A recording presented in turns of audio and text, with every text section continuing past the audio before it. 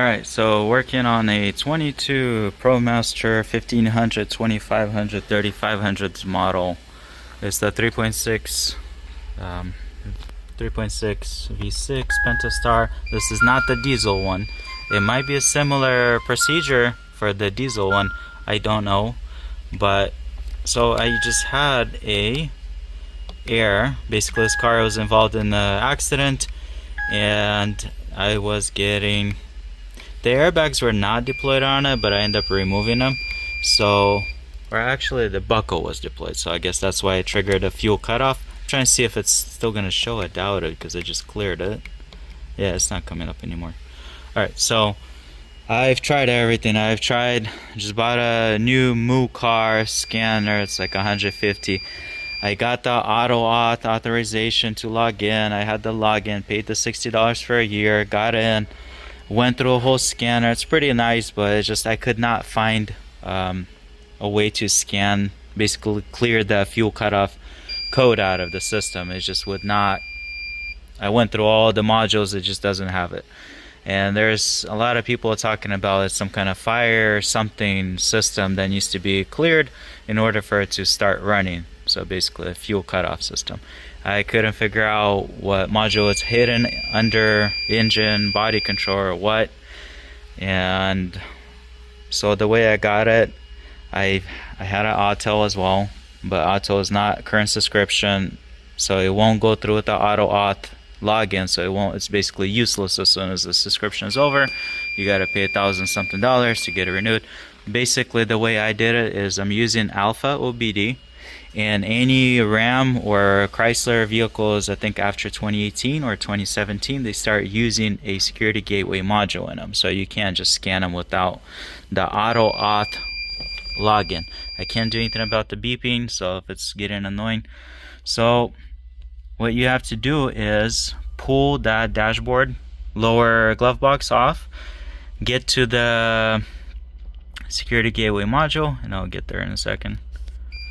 So I'm gotta pull the lower glove box. Can't do anything about the light. I'm trying my best here. There's gonna be this module in there. It's gonna have two plugs. So you unplug them. You're gonna need this converter. It's a security gateway converter. It's on Amazon. It's like 20 bucks. So that's what it is. Should be 12+8 cable converter or whatever. Then I'm running it through OBD links. Link X. Make sure it's this brand. Don't buy any cheap Elm ones for 20 bucks. They never work. They're always issues. So this one I think is like $70. It's definitely worth it. Connects super fast. So I'll take you back to a computer now. As you can see, a car was in a wreck. It's all beat up. So in case you guys are saying, "Oh, he's a liar. He never cleared it." That's not how you clear it. Sure. So we're gonna get Alpha going. I'm not gonna explain how to install it. Basically, we're gonna select the model.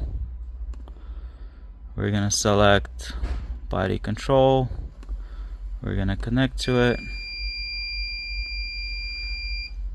Connect it. If you get those cheap ones, cheap cables, they're gonna be connecting for like 5 minutes and they always disconnect. There's always some issues with them, so always get the Link X model. It's the best. So you're gonna go to here, active diagnostics. So you're gonna scroll all the way down, and it's gonna be this one right here, FIS. So I already did mine, but I'll show you. So you click start, and it's pretty quick. It will just say completed, and that's it. Since I keep redoing it, it keeps doing fails since it's already done. It won't do it again, obviously. But that was it. It was super simple, easy. And now I could start my van. I'll show you in a second. Let me see where I could put the camera.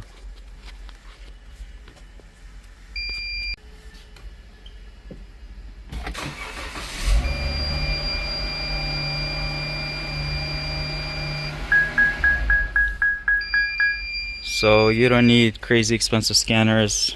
You could use really cheap stuff under, what is it, like around 100 bucks in the parts. Alpha, I don't remember. I think it was possibly free or 20 bucks or something like that for a year. But if this video helped you, definitely hit like and subscribe. And what else? I think that's it.